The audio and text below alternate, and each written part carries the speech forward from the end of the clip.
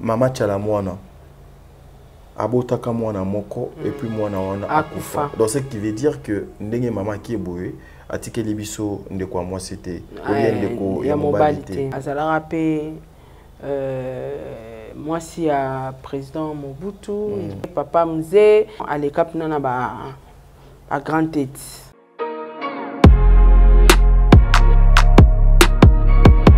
Aujourd'hui, lorsque sa famille Bazokolo a été Chalamwana Koufi pauvre atiki et le côté Sarah. Balobi Claude Machala a teki si Chalamwana ba mapangu ti akbomi atiki famille na bango pauvre. Donc richesse sa famille wana c'est Chalamwana. Chalamwana comme elle n'est plus, la famille reste pauvre. Dans les réseaux sociaux, nous voyons il y a une vidéo qui circule. Maman Chalamwana a présenté officiellement sa fille. Mbinga ya moi si moko bana bande konae kaka. Bana ya bande konae. Maman Chalamwana bota mwana moko akufa na kananga, akufa na rougeole la kati.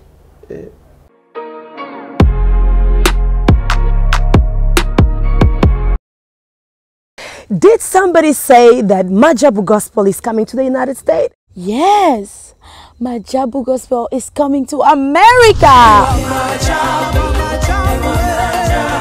Pour la toute première fois, Majabu Gospel aux États-Unis d'Amérique. On the 16th of January, it is happening in Portland, Maine. An amazing, life-changing and epic concert. Et le 23 janvier 2022, bien sûr, à Dallas, Texas. Je peux m'imaginer combien la gloire de Dieu sera présente. For 2022 is gonna be glorious. The whole Majabu Gospel team will be there. And we cannot wait to share this moment with you. Retenez ça très bien. Le 16 janvier 2022, nous sommes à Portland, Maine.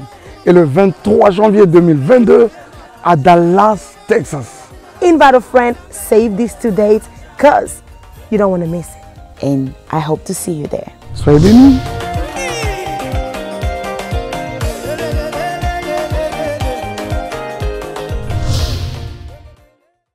Mbongo na poto en échange de mbimbi na kin. Tolobi Nazareta, c'est vraiment du sérieux. Donc Nazareta ils ont les solo ya mbimbi dans système mbongo wa shingom de tolo ba toujours. Mbongo wa shingom ezali ba mbongo auto négligeaka même un petit rien, même un petit ya mukie. Okoki ko benga ndeko na yo Porsche aroya azui pona ko ba ko aider bandeko o bazana Kinshasa kuna poto servir bango mbimbi. Donc tozo banda à partir à $10 ti likolo obengi ndeko na yo aye azui na kini bako servir bandeko na yo mbimbi. Bonne année à tous. Tolobi na fête oyo ya fin de l'année. Toko papa ya fresh ngulu, toko papa lisusu ntaba nangombe e Nazareta okwei batiki yo. Donc Nazareta tozela bino ebele bopesa biso confiance. Merci na ba oyo nyonso ba pesi biso confiance même na ba pays étranger. Boya ebele vraiment Nazareta c'est du sérieux.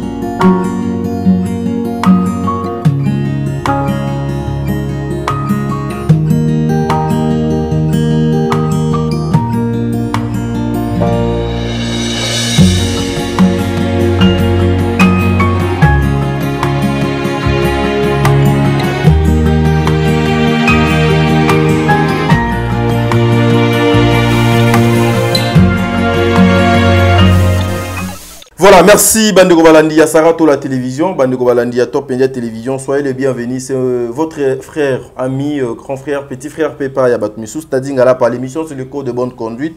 Il est temps de informer Bino Nandenge et Sengeli, Tozali Lelo Mokolo ya lundi 12 décembre 2022 depuis la République démocratique du Congo. Toza bongo na commune ya Gombe na Mboka Oyo Kambami et pas ya Yemei Papa Fachi Béton. Depuis la disparition de maman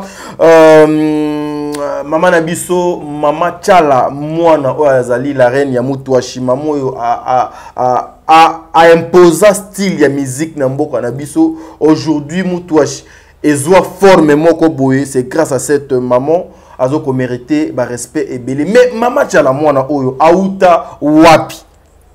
Abana musique na ye Wapi. Et là, on et mema Mama Tchala Mwana na musique et puis na Kinshasa.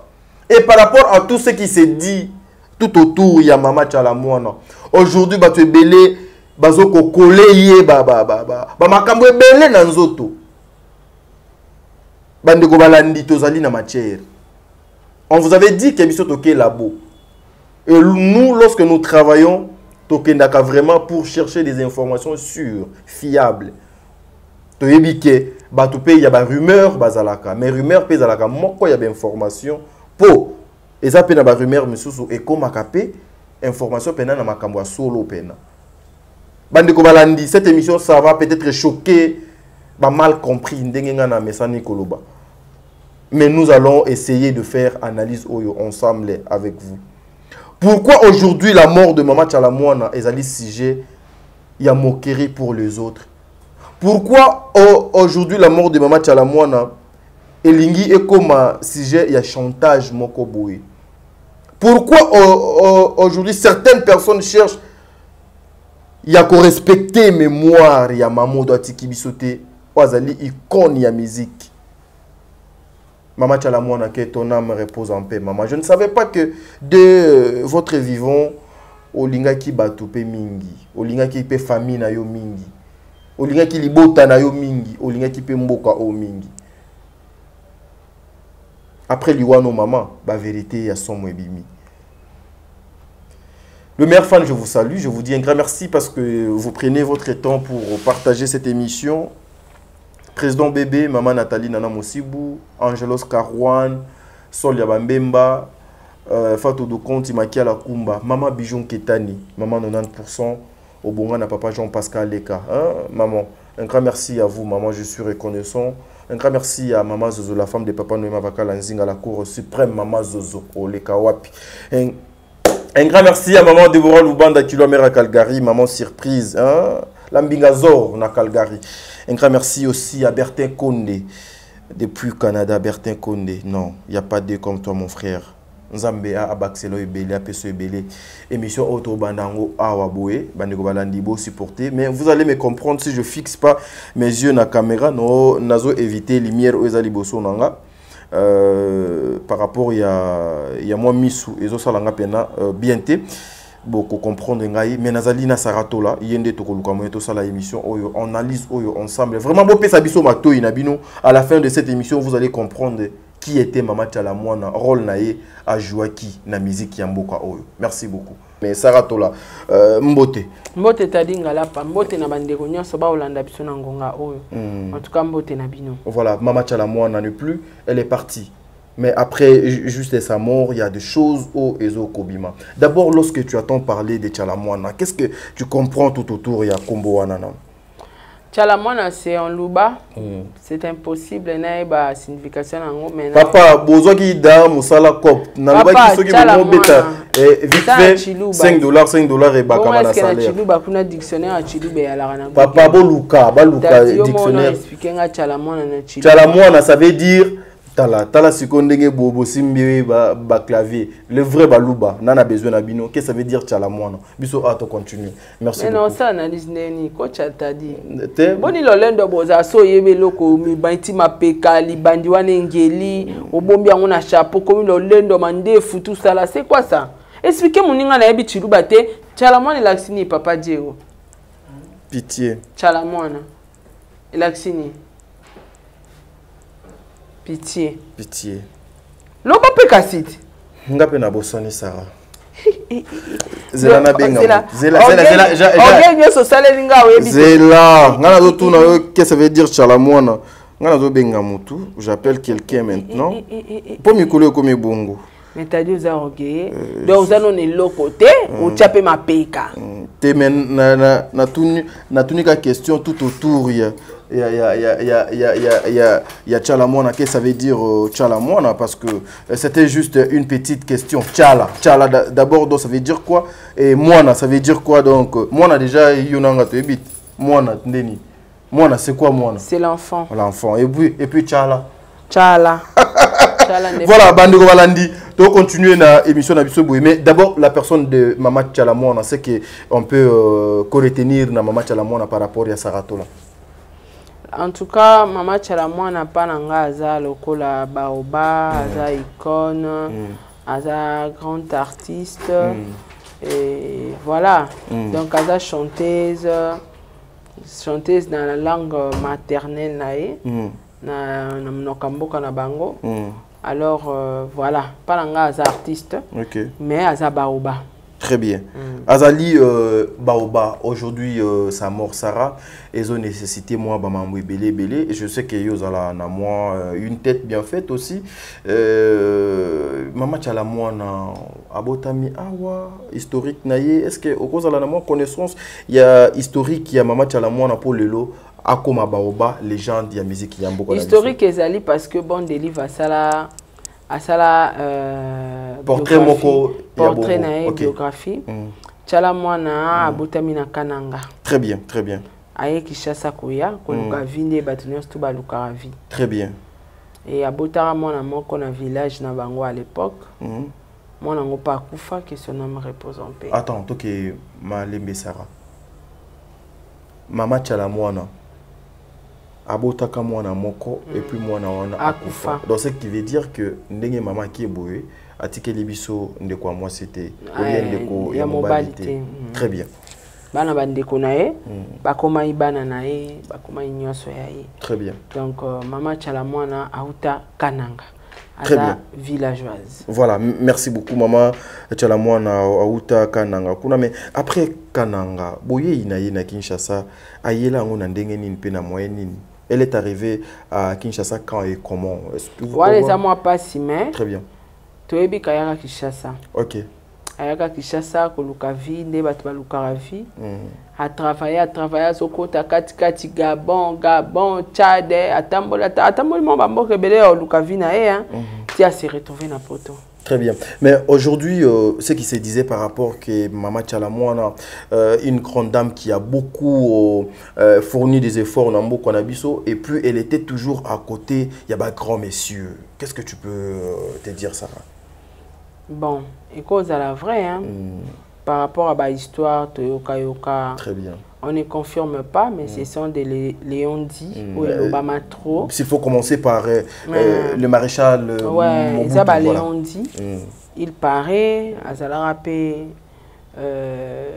moi si à président Mobutu, il paraît, Papa Mzé, il paraît, hein, parce qu'on n'a pas de preuves. Tout le monde a pu placer sali mariage et tout, donc on ne confirme pas. Très bien. Mais tout betara histoire, il y a babé lobining et lobamaka, on essaye d'analyser sur ça. Donc apparemment, à l'écap nana à grande tête. Voilà, mais aujourd'hui aussi, il y a des rumeurs qui circulent, qui est Mama Tchala à l'époque de Mobutu Ndiasala, qui est toute sa famille, il y a Kinshasa. Penses-tu que la rumeur wana pe koki kozala malamu? Bon, la rumeur est que le président m'a soutenir artiste nae, famille nae mobimbe à Kinshasa. Ils ont témoignage à malamu sur Mobutu. Très bien. Mais le quoi tu as preuve Léondi, on essaie d'analyser sur ça. Donc ce président Mobutu à l'époque, il y a ma famille à Tchalamon à mon Congo. Selon ce que nous apprenons. Ils ont m'abêté. Ils ont m'abêté. Ils ont m'abêté. Ils ont aidé. On rappelle tout ça le Tchalamon à Puna. Très bien, très bien, très bien. Non, on peut continuer. On peut continuer. Ils ont m'abêté. Ils ont aidé. Donc ils allaient l'hôpital Msunga na soutenu par première dame. Ndenge to mona bande ko na biso abasi baza soutenir par maman Olive Lembe. Et ça historiquement au témoignage à Kitoko.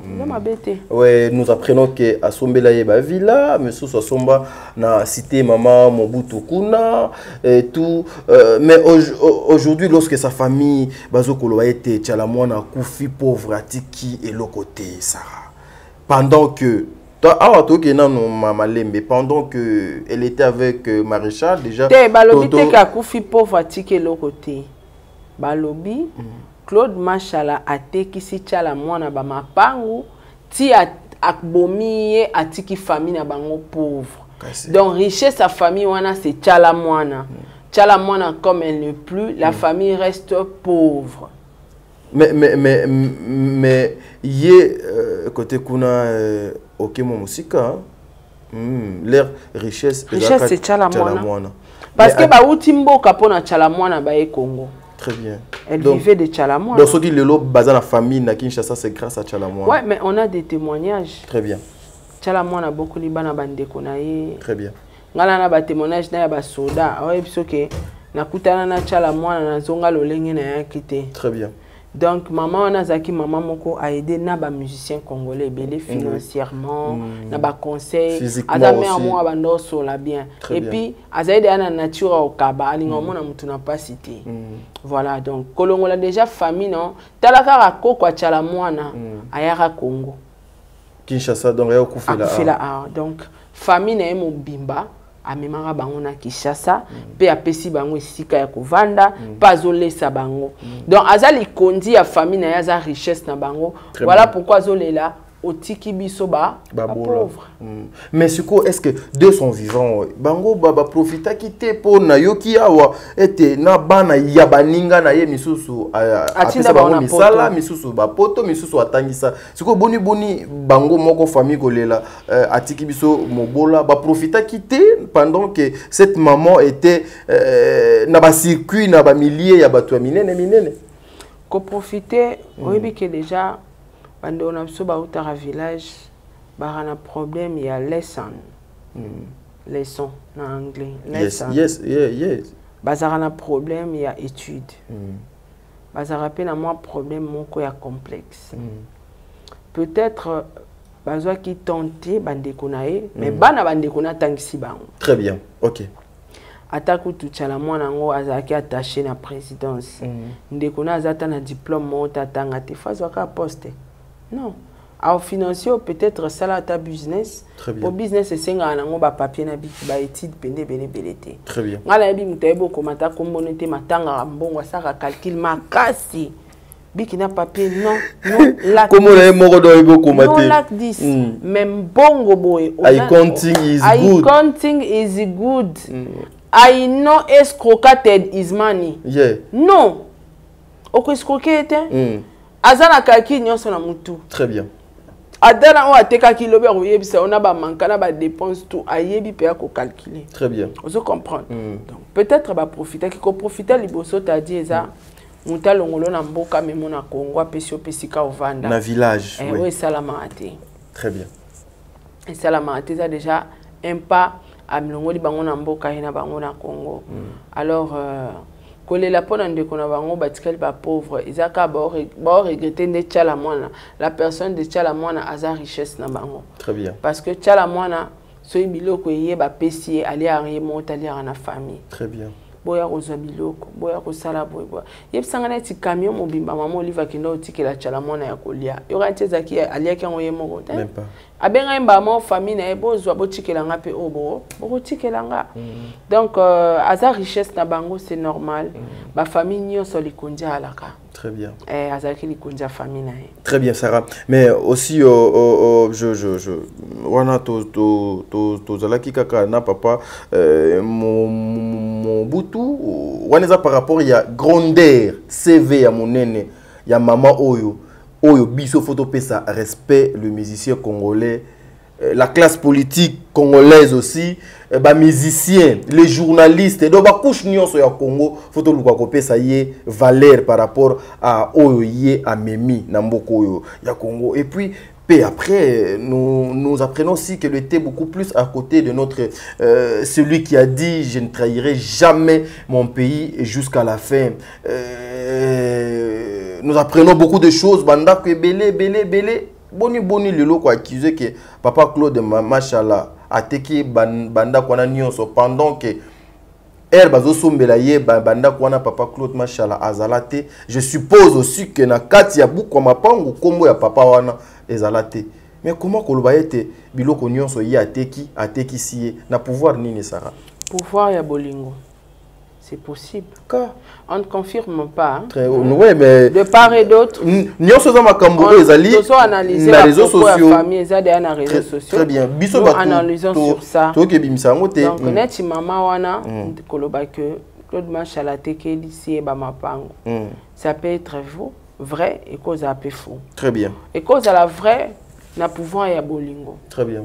L'homme peut manipuler sa femme par amour.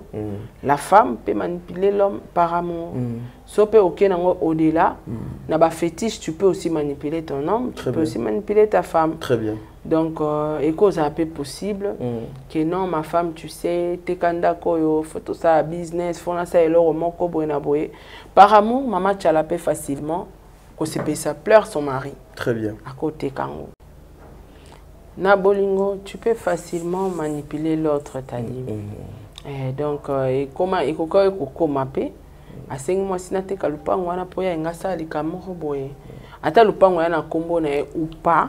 Ata na pouvoir ya ko manipuler moi si na ya te qui si c'est le pan on a poya ça na bon on a quelque chose. Donc cause à peu vrai. Très bien. Côté msou c'est cause à la faux. Parce qu'on n'a pas de preuve place fait au monde que Claude Machalabi bandit te ka le pango yo pe sangambon. Mais le la famille des oloba tam sou bango bana ba preuve pour ça preuve fait ba yo loba pour na médiaté. Très bien. Donc voilà. Yango j'en profite aussi pour dire bien que babaloa que l'amour est aveugle mais il y a certaines choses où l'amour et fongola yango moko misu penami balé bimi beting ba lokola torche. Parce que moi aujourd'hui je sais pas, le bas qui mais nga pe qui si dopose ngeza pasipo et tikalo lekate. Ote kisinga mutuka liboso. Lupangu yami balé. Ndako yami satu. Nazo continuer ka côté kamen nazo zwa ba résultat makambo yo ozo sanga ite. Le bas kenga za kanyama pona bando continuer. Mais aujourd'hui s'il faut dire un mot que ça là dans moi analyse. Papa Claude Machala ka to fandaka boy bou to l'amour qui na tongo to yoki le mbingazor. Ti lelo famille komi koloba ete babalana te patati patata bafanda kaka okoki ko sala analyse nin il vient d'où d'abord papa bon ndeka to yambara ba famille on to talara be mission bazo benga na ba direct on ne confirme pas mais il paraît vient à Claude à Outa Afrique du Sud. OK. Après avoir maman Tchala co-presté en Afrique du Sud, retourne après quelques temps, bah mon maman mon père là bah on a parlé. OK. Vieux Claude Machala. Oh, Aya n'a parlé et pas mère ou bien Ayekin lokola un Congolais un Kinois azongi. Non, Ayet producteur Aye au produire maman Tchala moi. Tout était commencé comme ça. Voilà.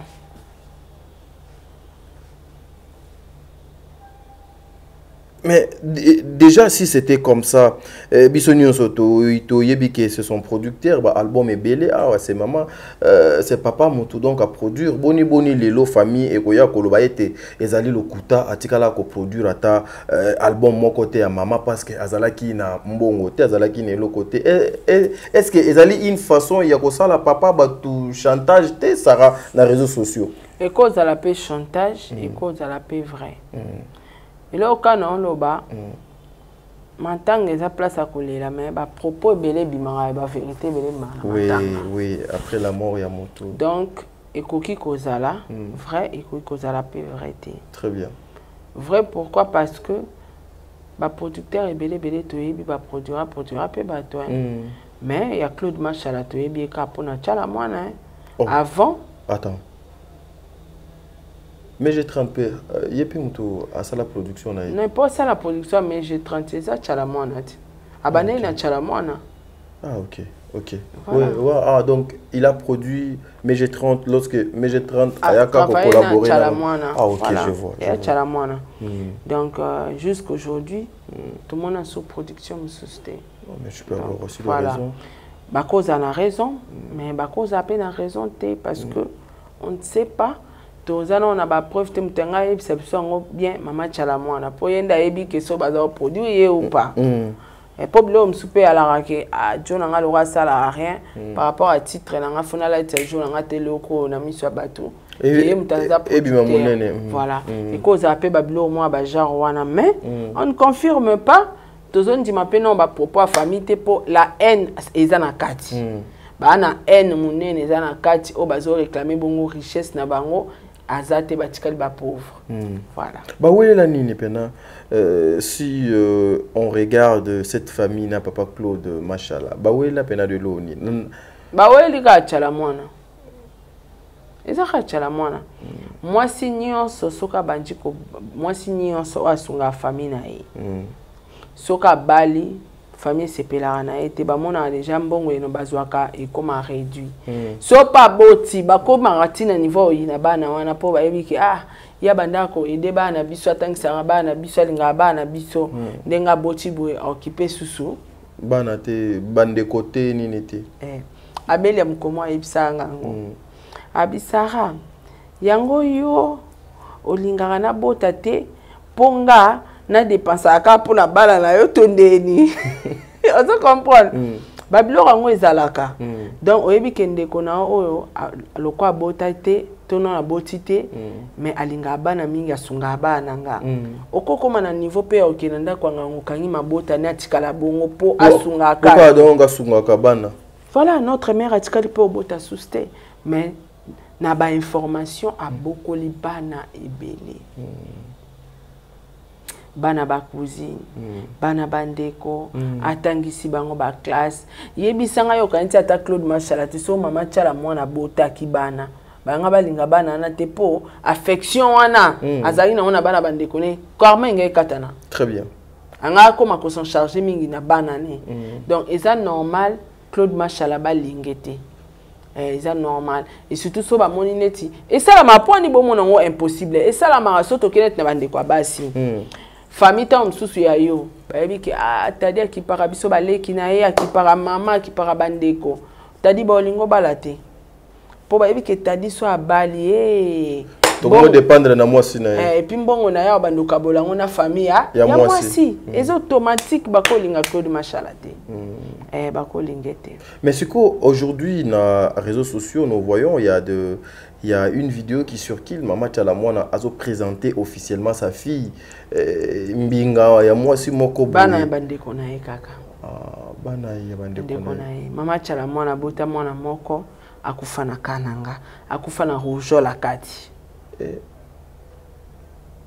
Les détails sont ici apparemment. Voilà, merci biso to linga ko kota kati kuna penate. Moni tadi biso sara musala.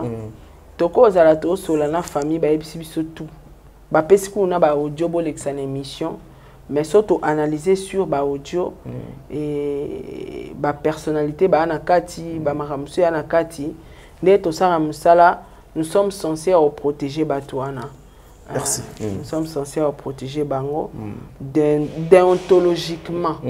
Malgré tout tangeli ngotenga netinga na tangeli ngote mais na yebi que je suis censé il y a protéger ma personnalité, ma réputation à Batou. Très bien, très bien. Alors, tout ça dans moi histoire, mais on n'a pas droit à exposer en haut sur la toile. Très bien. Mais aujourd'hui, Sarah, j'ai appris par rapport à Babiloko et Ezo Lekaleka Nabaetandoike, était Eloko Opena Mama Wana Azo Lela Namote Manapa Cezali, le pangu ya Mama Chalamwana, Oyo Basomelaka Mama Nabango. Et pas ya moko ya bakonzi ya mboko yo na ngiringiri kuna nde bisika famille efandaki lupango wana bayaki koteka yango regret ya mama wana kolela ete tokomi bantelantela tozali susu na place ya kofanda te. Penses-tu que bato bazo ko loba biloko na ba réseaux sociaux na ba rimer oyo ekoki pe kozala makambo solo ta ope ekotinda ba mama na kanda te Ikoza pe kanda, ikoza pe maramba solo. Eka makambale. Très bien. Ikoza pe kanda, ikoza pe maramba solo po baba nyama te baza bazoba te. Okay. Baebi makamni ba oloba na média et puis média des autres zwango ikoza diffusé partout dans le monde entier. Ok. Très bien, Sarah. Maintenant, s'il faut ajouter un mot, parce que je sais que c'est un terrain très glissant où nous ne serons pas à mesure de tout vous donner parce que il y a des choses où on ne peut pas faire passer en une émission. Mais comprenez seulement quelque chose que Maman Tchalamou n'a plus. Maman Tchalamou, c'est une maman qui a œuvré à côté, il y a papa Mobutu. Elle a œuvré à côté, il y a papa Laurent Désiré Kabila, elle est restée fidèle na papa Joseph Kabila Kabange. Elle est restée fidèle à la musique Yambo Kanabiso, a travaillé à côté de Quadra, Batan et Belé. Elle a travaillé à côté de Kofi, de Werason, Batan et Belé, a travaillé à côté de musicien et Belé, Batan et Belé, donc c'est-à-dire à Memi et Belé par rapport à Crénon Naye, par rapport à Moussala Naye. Mais cette question, elle n'est pas tribale, parce que nous luttons aussi contre le tribalisme. C'est notre rôle aussi. Il y a Mobiso Tolobaka, mon Congo, mon Ngala, mon Swahili, mon Pende, mon Teke, mon Yakabiso News Otozali, Batu Moko. Et pourquoi Constant Ona Sala Sarah? C'est comme si Maman Tchalamouana azalaka emete na et pas ya bande konaye ya baluba. Yo pour ça la constat wana. Bon. Nde to mona kaka hein. Nde to mona kaka. Mais apparemment pesa bongo. Mais ils a pas si peu mawa. Ils a pas si peu mawa. Tous a des défauts, tous a un problème qu'on a vie. Surtout nous les Africains. Tu dois respecter l'opinion à Batouté. Très bien. Tu dois anda kumoko, yoza imanyenga za avec Libyen. Tu dois anda kumoko yoza pour faire ngaza pour fali. Est-ce que nautika yo kufa parce que yoza pour fali ngana pour faire? Jamais. Est-ce que nautika basalo mabe po yoza pour DSMP ngana pour vita? Il faut respecter les opinions des autres. C'est très important. Pour accepter l'opinion, Congolais, respect des opinions. Bolingi batutu bazala ba ingrat. Bolingi batutu bazala ba hypocrite. Pour respecter quand même ba opinion ya batu. Na vie totika ozala ba tribal. Parce que ngala koza mungala mutako bongisa vie na Mswahili. Très bien. Na koza muluba mutako bongisa vie na Ngala. Na koza mukongo mutako bongisa vie na Muyombe. Motetela. Motetela tout ça là biso tout toza bandeko, toza biso nyonso ba africain. Très bien. To eloke boma biso ka to respecta ka ba opinion ya batuté. C'est ça. Toko zala ndako moko yo za muta pepper denga za UDPS. Il a cité photo bomana. Non. Sur le plan politique, toi ennemi. Mais normal, nous ne sommes pas des ennemis. Tout ça, le joueur concurrence tabiso zali na terrain. Au moins, ate so basisi ba o bache baninga bime na suka basarani. Ba ya manaka. Oui. Ata aniati atakle ye po acha bite mais na suka. Sala sur le plan professionnel. Et puis ngana mona ndeti ceux qui sont social et ceux qui sont au bakana ba problème tendé des la ka ba joueur pour ndenge ba niatanaka na terrain mais na suka ba yambani. Ezaka il faut to respecter la opinion à batu. Ko respecter pe ba décision à batu. Ko respecter ba gratitude à batu, c'est important. Ya on mona ba problème mais marabiso ti na ba famille, maman zo imposer moi na bala moi so ya lingi. Ya respecter opinion à mutu. Wana moi si ya mona kwa mboko na biso. Non. Respecter opinion à mutu, il faut to respecter ba. Moi na viso comment respecter ka ba opinion à mutu za na ba problème na batu. Très à l'aise. Ya on moni tozo kota na ba problème na ba poto belé na vie parce que to respecter ba opinion à mutu te. Et alors, couple Madjabou sunginga trop na vie. Je suis reconnaissante. Ba place msou na komi o na kana rekomate na vie c'est pour Madjabou. Ce que lelo na moni mwana Madjabou tonde kwa Madjabou moko aosala eloko moko neti nga na média boni nakosala mpona ye so eza soutien te okopropulse ye babiloko ne okobana olekisa yango gratuitement sans kapesanga ata $1 eza pourquoi bolamu ya baparent na ye ya baparent na bango evandi na mutu ezoganga. Très bien. Ce que tu es aujourd'hui, c'est couple Madjabou, c'est Papa Roy, c'est Maman Mariam. Pourquoi? Pour plaire aux gens, il faut na la ingratitude na bato ba salinga na zala lelo. Alléluia. Parce que ndekunanga mungala, muto sala likambwana, il faut kanga lokana mungala na soutenir. Très bien. To respecter quand même ba opinion. Et aux ala important. Muta osungo na vie à cause ape ekolo mususu. Preuve en est, tu travailles quand on a école monté. C'est que fona lukara mungala vana kitia pour tout travailler na e. Oso mungala na zo mérité ta ebi makambo ta ebi musalate. C'est que so za patron engagé batutu bana simano bangala na ba o ba ebité. Bangala c'est que bozo bande ko na bino famille na bino maboko tsa ba na misala. Et comme bêtise. Voilà. Si c'est une bêtise, c'est qu'on doit respecter les opinions des autres. Très bien. Donc nga so naza mungala na ko soutenir Muluba. Très bien. So naza mungala na ko soutenir Mutetela, na ko soutenir Mukongo, na ko soutenir Muyombe, na ko soutenir Bikolo nyonso basakata et tout et tout. Vous comprenez? Donc nous sommes des Africains, toza bandeko. To bomana na musala, tutika ko bomana na boy. Juste ça. Message à Pekaka.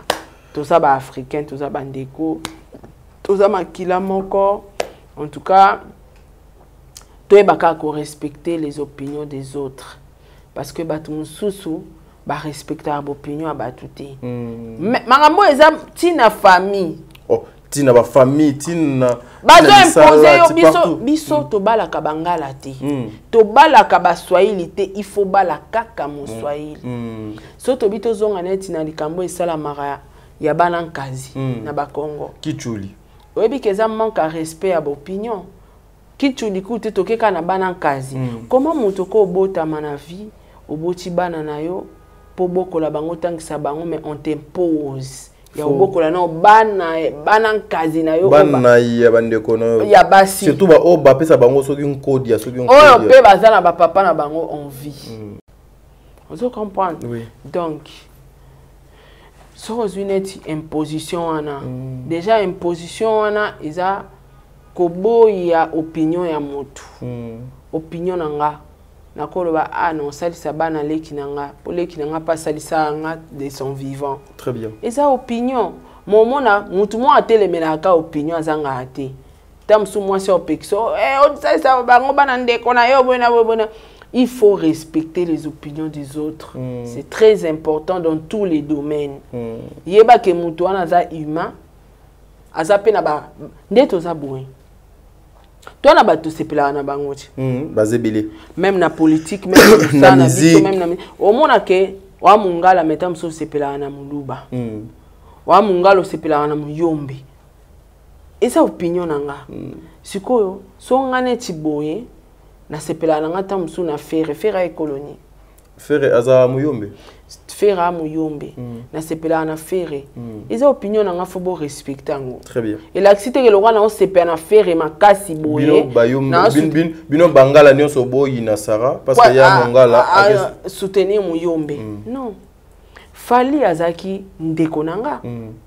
Mais tant que ezali makamo esenga ina loba sur Fali, je parlais. Vous comprenez? Et ça ba opinion ya batu il faut qu'on respecte yango. Très bien. Hein, il faut respecter yango.